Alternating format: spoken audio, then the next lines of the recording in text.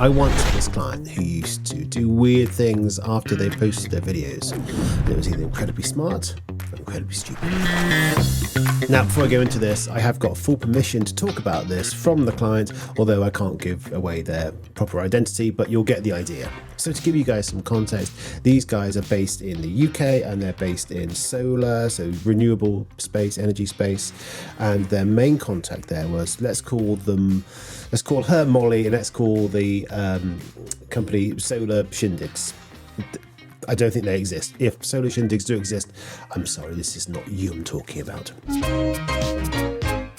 So after working with them for about 4 to 5 months, I saw some weird metrics start to happen on their retention graphs. So with the videos that they produced, they're about 15 to 17 minutes long, so fairly standard and a good length for YouTube. What I saw was that they produced a video and I watched it go out, making sure everything was okay and all that sort of stuff. And I saw that their video was, 15 minutes and 53 seconds. And the next time I saw it, it reduced to 15 minutes and 48 seconds. Could it be a YouTube bug? Could it be tiredness? Could it be I wasn't doing things properly? Any of those three were possible. So I didn't think to raise it with them on my next monthly call with them. They were really happy with the way the channel was progressing. So there was no concern, there were no flags here at all. So the next month was coming along. So it was time for me to do my analysis, as I always do. Now, I went in and I saw that they were producing more content with better cadence. Not too much content, because that's another video in itself, releasing too much stuff. But they were releasing the videos when we set out to, and their cadence was really good. And the most important thing, their engagement was up, and their viewership and their audience retention was up. So all good, yeah? And actually, one of their main things that they wanted to increase was their viewership retention. And actually, based off the months prior, before we got involved, they had increased their retention by 92 seconds, which is really good. So guess what happened? Some of the videos that they had released, I took screenshots of them, I kept up with their data to what I was looking at now, a month later, or best part of a month later. 3 out of 4 of them had reduced in length.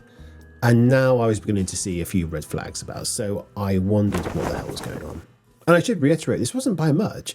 By, 3, 9 and 13 seconds, they had reduced their length of their videos. So not major, but just odd. So clearly this wasn't a bug, this was intentional. And my next call, I asked them, boy oh boy, I didn't quite realize what they were doing, but I do now.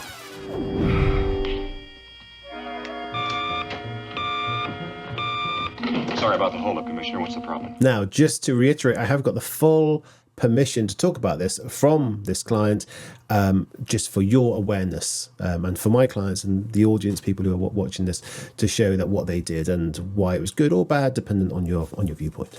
So I mentioned Molly earlier. There's a reason for that. Molly was a great tinkerer, shall I say, with changing titles, changing descriptions, mainly descriptions. I didn't really want her changing the titles too much, or certainly not often, or the thumbnails, things like that. But she did like to play about with the tags and the title and the description and things like that. So you could clearly see that Molly was getting more and more into this whole YouTube thing, which is brilliant. Love it. And actually, that's brilliant for the company. So when I'm not there anymore, I'm not helping them anymore, Molly can come in and hopefully learn everything that I've taught her to make more effective videos. So as I say, I take screenshots of the videos and the retention and the data and the raw data graphs that we want before it, just after it's been released, I should say, to a few weeks later. So here you can see a clear dip. And here you can see there isn't a dip at all. So something had happened here. Had the audience evolved in that time? Doubtful. And it wasn't as if they had like 2 views. They had about 6,000 views. So significant for them as a brand on YouTube. So what was going on? So I re-watched the video, and guess what? There was one area where, I'll be honest, I sort of switched off the first time watching it, and that bit had completely disappeared. And now there was a slight jarring cut point, edit point, and I thought to myself, that was not in the original video. No way I would have let that pass. No way. And guess what Molly was doing? She was going into the YouTube editor and splicing out the engagement dips And I thought that is absolutely brilliant. And I have used that feature before to cut out things, mainly for intros, outros, which are too long, things like this. It's always useful to have this little sort of trim tool within YouTube. But I will admit, I never really thought about using it for retention. So this is actually a brilliant idea. Trimming out the damaging engagement dip means higher engagement, right?